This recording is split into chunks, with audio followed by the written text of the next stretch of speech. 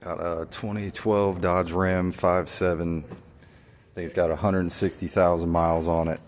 No start. Very common problem on these is this totally integrated power module or fancy fuse box.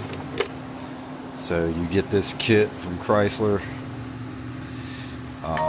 Comes with a relay, and it's already got the harness made onto it. All you gotta do is follow the directions, splice it in underneath, and you can save yourself from having to replace this whole box. So that's what we're doing to this truck.